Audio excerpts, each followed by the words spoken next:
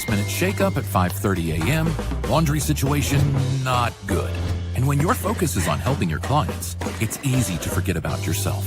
But NASM knows trainers. Morning ride is okay. And staying in front of the day isn't always as simple as 1, 2, 3. So when the unexpected has you pressing pause, What's the latest on creatine? I'm going to get back to you on that. let NASM 1 help you press play. Visit NASM.org to sign up for a membership today.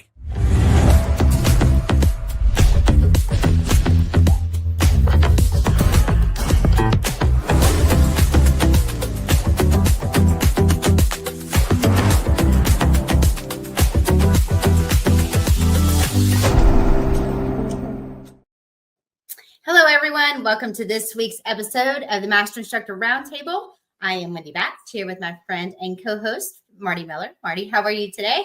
I'm good, Wendy. How's everything going? It is going great.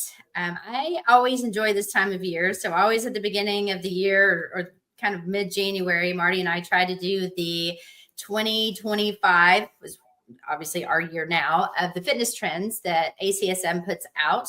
And it's always good to know, especially as a fitness professional, we're working in obviously the health realm. We want to see kind of what's the trend, where are we going, what is the same, what is completely different.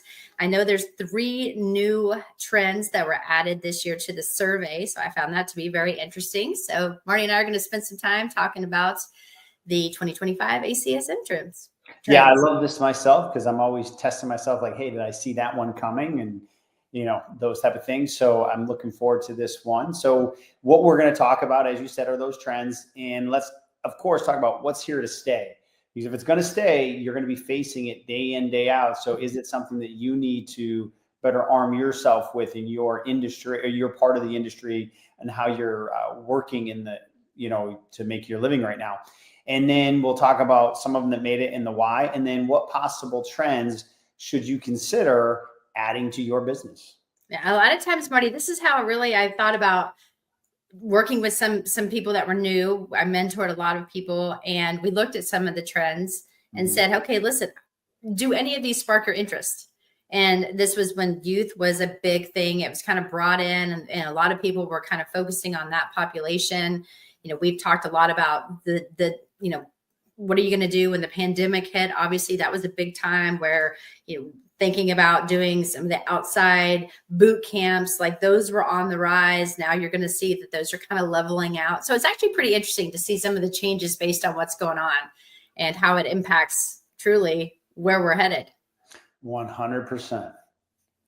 So when you think about the differences between a trend and a fad, Marty, it's important to really think about the differences, because when we're talking about trends, this is a general development or change in a situation or in the way that people are behaving. So once again, I'm going to think about the pandemic. There was a lot of changes that had to happen because we were forced based on closing down the gyms, closing down facilities, our ability to hang out with one another on a face-to-face you know, the face-to-face standpoint there for just a small period of time, depending on where you were based. In Georgia, it was short. In California, if you talk to Ken, it was a really long time. So we just kind of think about really defining what that means. And then when you're thinking about a fad, that's a fashion that's taken up with great enthusiasm. What do people love? Like, what's the craze?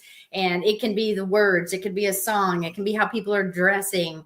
You know, think about where we were in the 80s and where we are today. There's sometimes I see some of it coming back. There's a lot of neon out here. Right.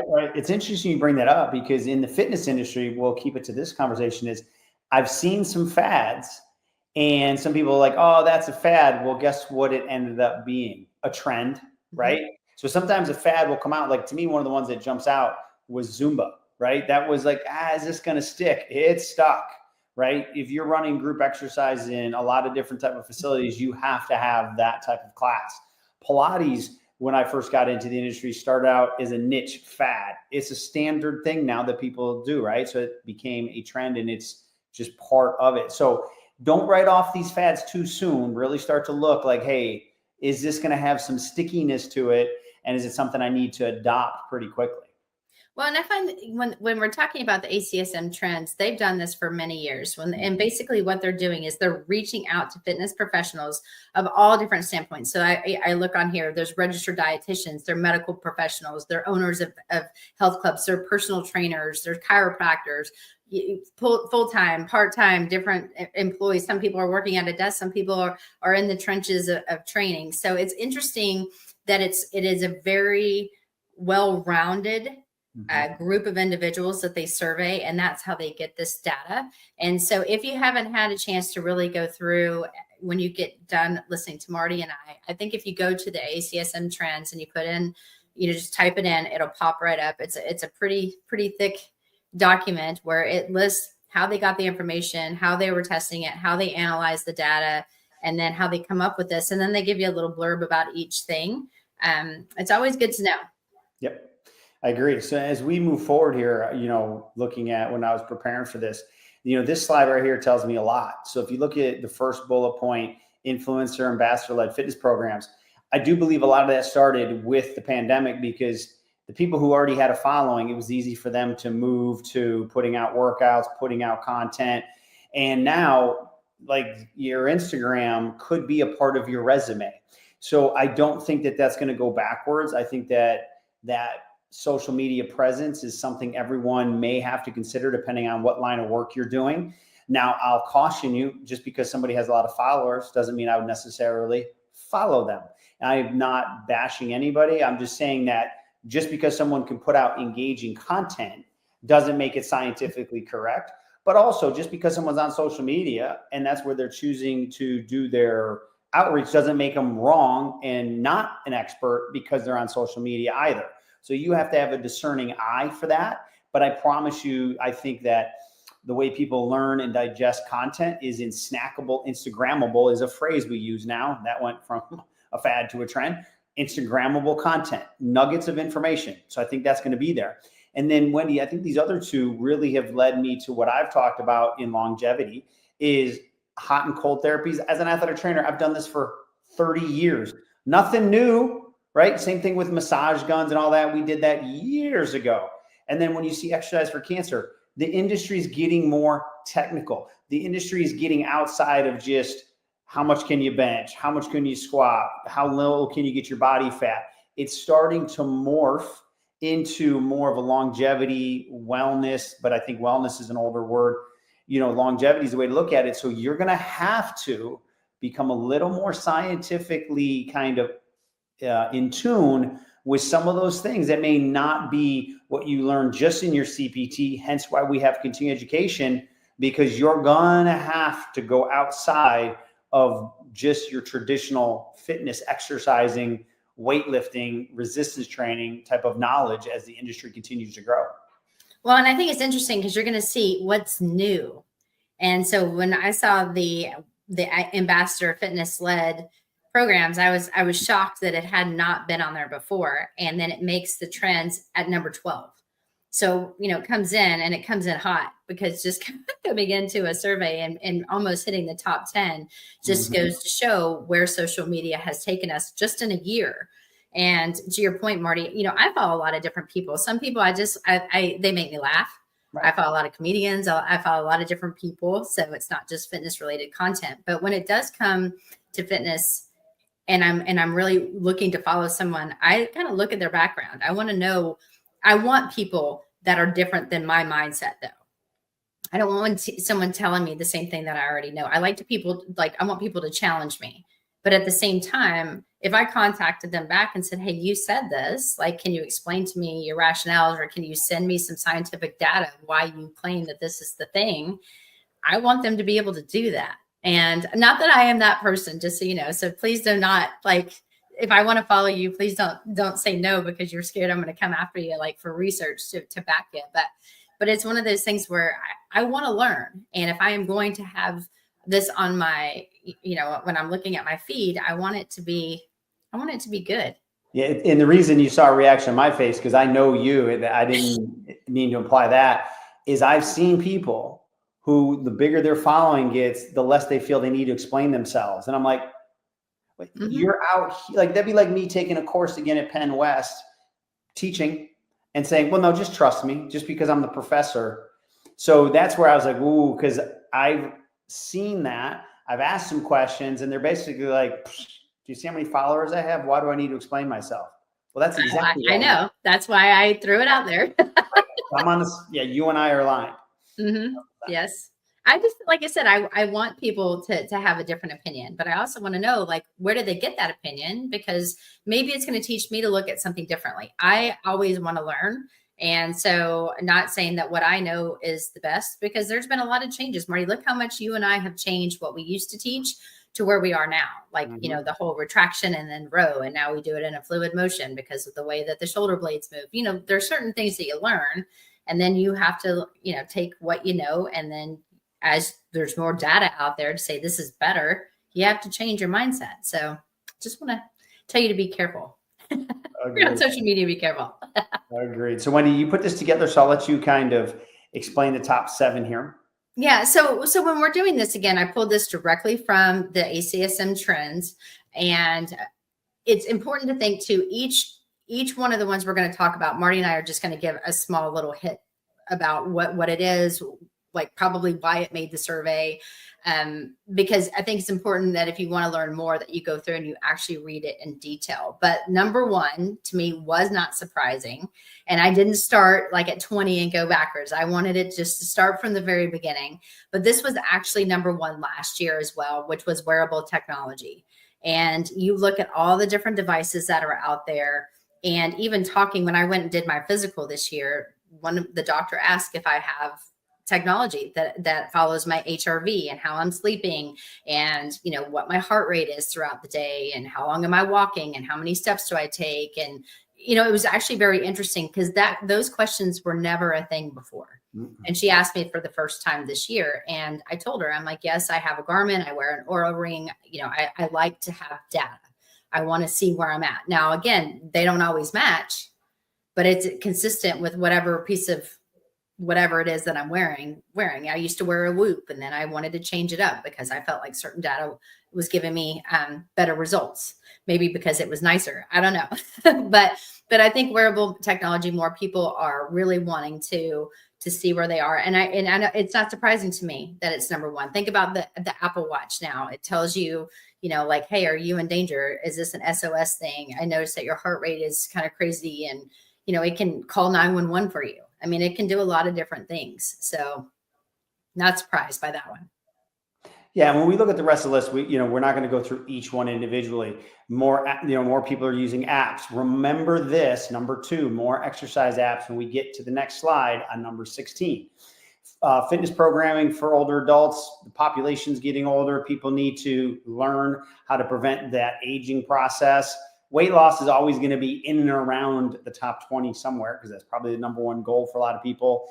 Strength training, thank goodness, is still continuing to get the push it deserves, because a lot of people didn't think that was needed years ago. It was more cardio, but we talked about sarcopenia. We did a podcast on that. If you need to know more about that, check it out. High intensity training, there is a lot of good science that within the realm of what you can control, you need to work harder. Most people don't push themselves. You don't need to do it 52 weeks a year, because if you're doing high intensity training all the time, you're not doing high intensity training. Just going to tell you that straight up, because high intensity training, it comes at a cost if you're doing it year round. So undulate your program, put it in there, and do some of it either for 2 to 4 weeks or 1 day a week. Push the upper limit a little bit. And Wendy, you and I have done a podcast on that and how to make it low impact but higher intensity. And then if you look at the technology at number 1, of course, data-driven training is going to be there. And the companies that I've worked for in the past, even if it's not a wearable, are producing more data, which means now you can really see how someone's progressing, regressing, or plateauing even more accurately. And when you're looking at just these 7, you're going to see, if you guys are looking at the actual PowerPoint, you're going to see that there's arrows up. There's some that have dashes and some that have boxes, and of course arrows down. If it is arrowed up, it just shows that it has increased in positioning on the trend. So the mobile exercise app, this is one statistic that I thought was very interesting, Marty. In 2023, there were 850 million fitness apps downloaded by nearly 370 million users. So obviously you can see the upward trajectory on that. And so it's not surprising with those numbers that it is number 2, but obviously it was lower last year, and 3 and 4 remain the same. And then, like you said, with the strength, the interval, and then the data-driven technology, those are all on the rise this year in comparison to last year. Yeah, so as we move forward here now, we're getting from 8 to 16. So Wendy, we've talked about this in different areas. Exercising, we know it's good for mental health. I've seen a quote, not exercising is like taking a depressant. Obviously, we know people need to search out mental health professionals, but I'm around mental health professionals in my family, and they will tell you that they try their best to make sure that fitness, exercise, lifestyle is a key component. We know how important this is, whether it's your breathing techniques, if it's yoga, if it's taking walks, or even getting after that high intensity training really does work for mental health. So make sure that you're qualified. Don't go outside your scope of practice, but understand the value it has. Number 9, moving up back. This one bounces around. I was at functional fitness training. Then health and wellness coaching is moving up. And I think that's going to show when I, again, get to 16, why personal training is moving down. We'll talk about that. Youth athletic development, again, that doesn't mean it's falling out of style. Just there's so much new stuff coming, but that's still, just outside the top 10. Shocker, influencer ambassador-led fitness programs maintained itself at 12. Outdoor fitness activities is a little bit on the decrease, Wendy, like you said, because people now, have done all that, and now the facilities are back open, and there's been big changes in these facilities. I've been around a part of that after COVID, and sometimes now it's more inviting to be in these indoor facilities for different reasons, different programming, more space, more cleanliness, etc. On-demand exercise classes. We live a busy life with all those apps, with all the technology. It goes hand in hand. That's on the way up. Then here we go. Number 15 and 16, employing certified exercise professionals and personal training is slightly down. Wendy, you've heard me say this many, many, many times. I believe it, and the trends show this. If you want to do one-on-one training and trade hours for dollars, you can make a very good career. But I promise you, it's moving to the fact where you have to evolve and be more of a manager of someone's wellness longevity journey in the future, not just one-on-one, because there's so many choices for the clients now that they don't have to do just one-on-one training. Doesn't mean they won't, but when you see that trend now that this is down to 16, I've seen it in the top 5 before. Pay attention to the trend and now shift your focus on what this is telling you and what you're seeing in your everyday business, so you can be prepared for the next 3 to 5 years of your career.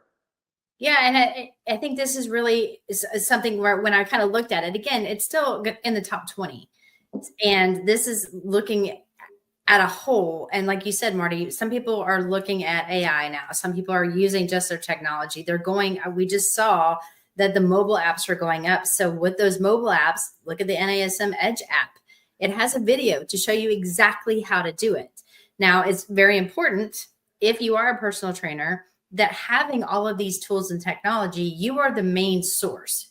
And then you provide all of these tools for them. So for me, I pay for the app that allows my clients to get on it, and the client gets it for free.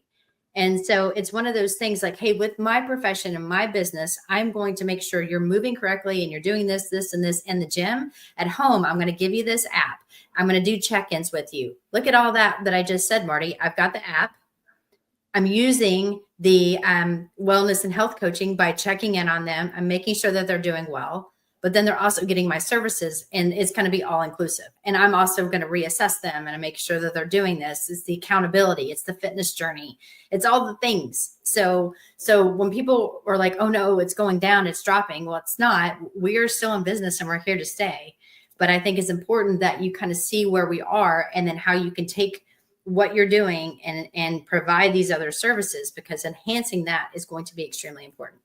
Well, Wendy, you teed it up perfectly for me. I'm just going to let everybody know that this episode of the Master Instructor Roundtable is brought to you by NASM One, the membership for trainers and coaches. Members enjoy unlimited access to hundreds of career resources. Get the Edge app to schedule and program clients. Enjoy half off all of your certifications and specializations. Access free CEUs and more.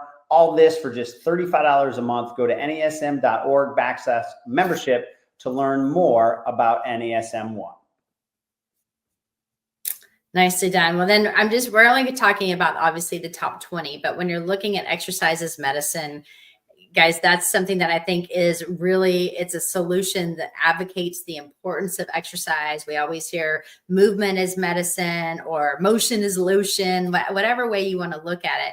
But if you move more and eat less, you're probably going to have a weight loss, which is number one in a lot of clients, especially this time of year. So the thing is we wanted to think about looking at the fitness journey and where your individuals are, and promoting that exercise should be inclusive, especially if someone are taking a lot of meds, because a lot of times as they get healthier, some of the medication that they're taking can then, obviously doctor is going to tell you yes or no, but some of these medications is because they're not working out, they're not exercising, they're not losing weight, they're not building and working on their heart. Mm-hmm. So there are a lot of positives. And even though, like I said, it's going down, I think it's more of the name, the exercise is medicine type thing versus like what it is. Body weight training is now on the rise. I think a lot of that is because people are out there traveling again. And so they're looking for programs, they're looking at ways that they can still move without having a lot of equipment with them. So when I see that, I think that's one of the main reasons. Again, doing multi-joint movements such as lunges and different types of movement patterns. Anybody can do those anywhere. It increases your heart rate, you're burning calories, you're working out, hitting prime movers, all of that. Lifestyle medicine, again, when people are talking about that, I think it's just the awareness more than anything. But lifestyle is like, how are people looking at lifestyle medicine? I think it's just the naming convention. And then Marty, you and I talked about the hot and cold therapies. Like I said, if you see the box, that just means it's new to the survey. That's why we put that differential, just instead of an arrow, you'll see that and why it's different. But hot and cold therapies, you look at things like Hyperice and Theragun or Therabody, you're going to see now they've got these different infrared heat things. And then it's like, oh, now you can put this, Hyperice X, so this wrap around your knee, and it does cold therapy, and there's contrast for your shoulders. It's because people are seeing that obviously if something's inflamed, it's something that you want to work with, something's bothering you. They've got all of these different devices.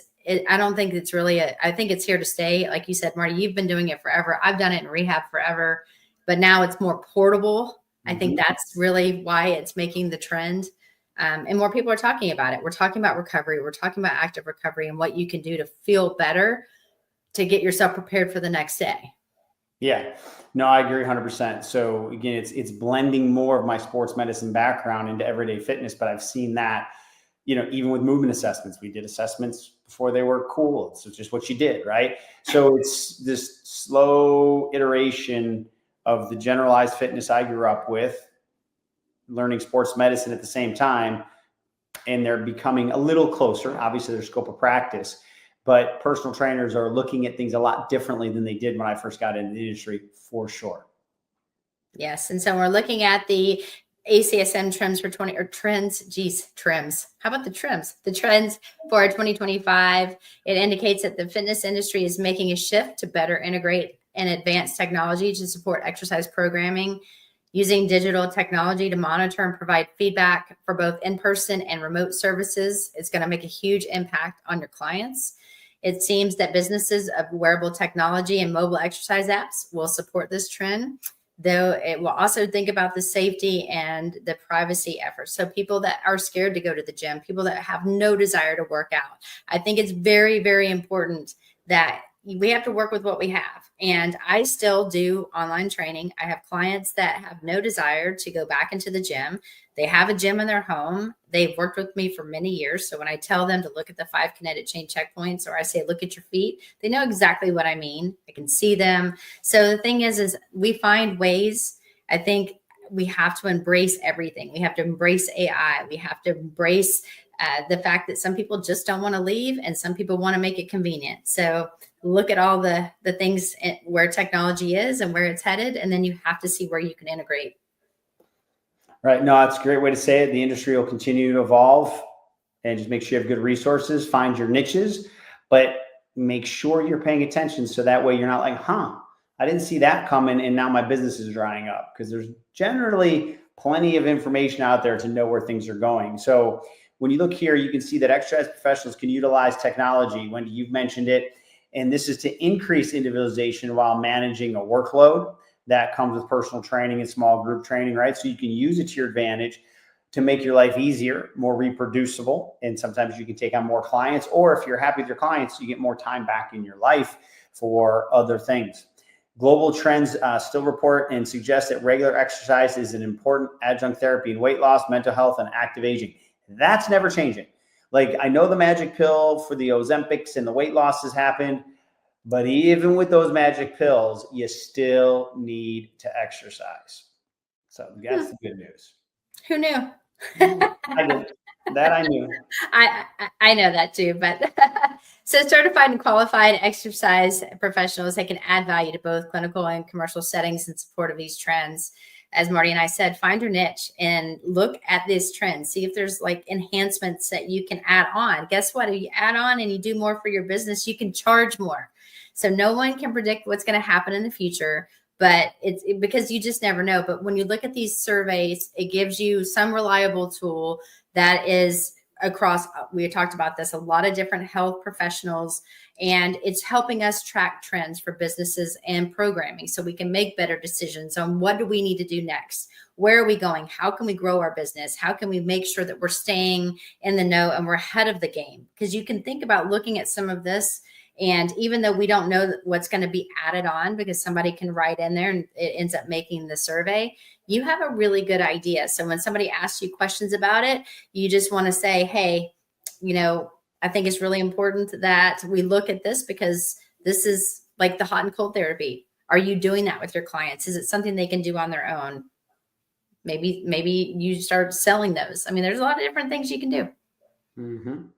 No, I think that this is an important, Master Instructor Roundtable talking about the 2025 ACSM trends, because we're always trying to arm you, the NASM professional, with the best tools and knowledge so you can continue to move your career. So Wendy and I will always come back at the beginning of every year and we might do a recap, but also bring out these new trends, because this is the time of year to really set your runway to what you want to accomplish this year. And sometimes it's looking at where am I and is there something missing in my tool set that I can go after. So as our producer brings up the key takeaways, I guess, Wendy, I kind of leaned into that already, so I'll keep going and bounce it over to you. Is let's review the 2025 trends and take it, go to where Wendy told you to go look at that, read more into it, and really get your highlighter out. I would print it out and really dig into a couple, like, okay, I'm good here.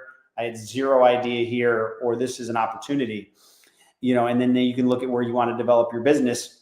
And without a doubt, Wendy, we know this from whether it's continuing education, going to conferences and looking at the trends, you have to stay up to date with the industry. You have to. It's always good to know where you're going. And it's also interesting to see kind of what trends fall off and then when they come back. And then you have to ask yourself why. So yep. Well, if you guys have any questions, you're always welcome to email me at wendy.batts@nasm.org, or you can find me on Instagram at wendy.batts13. And my information is right here, dr.martymiller72 for Instagram, and then marty.miller@nasm.org if you want to email me. So Wendy, thanks for putting this together. Again, this is one that I love to do because it's a good mental check for me to see where things are moving. So I appreciate you putting this together. Absolutely. You guys go check it out. It's a lot of good information. Yep. So Wendy, great job as always. And for those that joined us today, we can't ever thank you enough for that. And we hope to see you again next week on the Master Instructor Roundtable.